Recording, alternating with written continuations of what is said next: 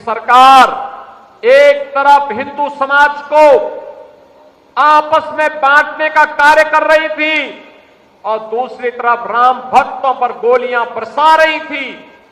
उसके खिलाफ अड़िग चट्टान बनकर के किसी एक नेतृत्व के सामने कोई उनके सामने टकराया था तो व्यक्तित्व था सरदेव बाबूजी कल्याण सिंह जी का, जिन्होंने कहा था कि हम हिंदू समाज को बंटने नहीं देंगे, हम हिंदू समाज को बंटने नहीं देंगे। ये जातीयता का जहर घोलने वाले लोग ये भारत को कमजोर करने का काम कर रहे हैं। ये जातीयता का जहर घोलने वाले लोग भारत के सामाजिक ताने बाने को छिन्न भिन्न कर रहे हैं और एक तरफ हमें आपस में बांट रहे हैं तो दूसरी तरफ तुष्टीकरण की प्रकाशता में चढ़ करके उत्तर प्रदेश को दंगों की आग में भी झोंकने का काम कर रहे हैं। और बहनों और भाइयों, 2 नवंबर और 30 अक्टूबर 1990 की तिथि भारत के इतिहास में उसी काले अध्याय के रूप में लिखी जाएगी जब अयोध्या में निर्ममता पूर्वक राम भक्तों का लहू बहाया गया था। उसके खिलाफ भी आवाज मुखर की थी सरदेव बाबूजी ने।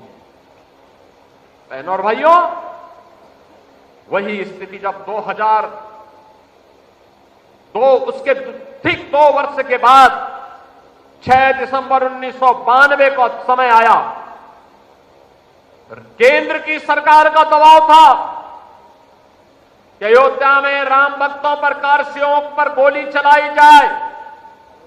बाबूजी ने कहा नहीं, हरगिज नहीं, राम भक्तों पर गोली नहीं चलाएंगे। सरकार चाहे तो हमारी केंद्र की सरकार चाहे तो मेरी सरकार को बर्खास्त कर सकते हैं और अगर चाहे तो मैं तैयार हूं, हमारा संकल्प पूरा हुआ, मैं अपने पद से इस्तीफा देने जा रहा हूं।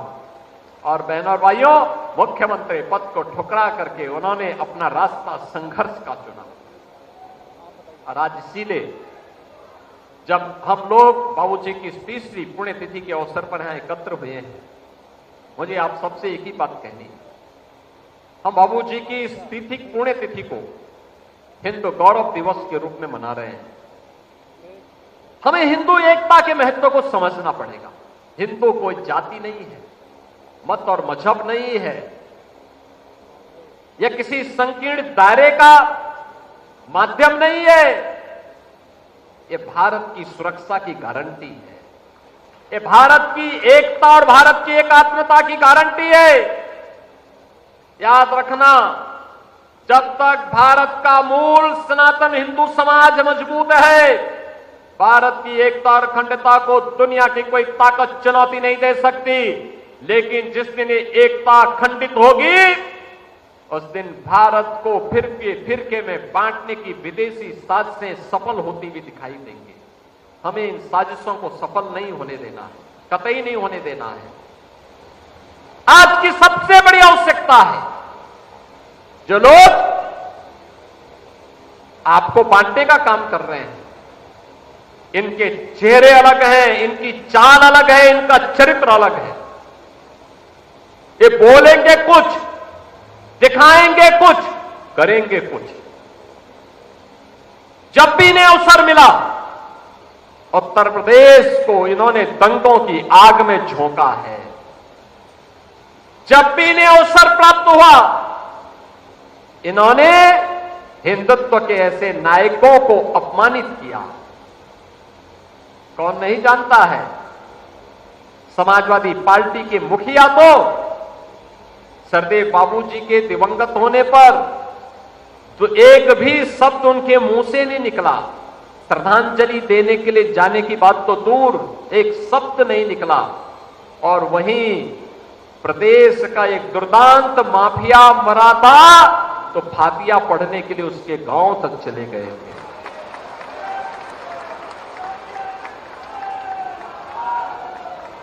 क्या यही पीडीए है? क्या यही पीडीए है? इस सकल हिंदू समाज के लिए जिनका जीवन समर्पित था, ऐसे सरदेव बाबूजी के दिवंगत होने पर श्रद्धांजलि देने की बात तो दूर, श्रद्धांजलि देने की बात तो दूर, एक शब्द उनके मुंह से संवेदना के लिए निकले। सरकार से नहीं बात करते, राजू भैया से बोल करके संवेदना व्यक्त कर सकते थे, क्योंकि सरदेव बाबूजी तो राज्यपाल भी थे, 2-2 राज्यों के राज्यपाल रह चुके थे, प्रदेश के 2-2 बार मुख्यमंत्री रह चुके थे, प्रदेश में मंत्री रह चुके थे, 10 बार विधायक रह चुके थे, 2 बार सांसद रह चुके थे, लेकिन एक भी शब्द नहीं निकला। और सैकड़ों हिंदुओं की खून से जिसके हाथ रंगे हुए थे, ऐसे दुर्दांत माफिया के मरने पर ऐसे मातम मना रहे थे जैसे इनका कोई सगा चला गया हो। बहनों और भाइयों, ये पीडीए का वास्तविक चरित्र है, और इसका वास्तविक चरित्र देखना है तो अयोध्या में एक निषाद बालिका के साथ जो घटना घटित हुई, कन्नौज में जो घटना घटित हुई, लखनऊ में जो कुछ घटित हुआ,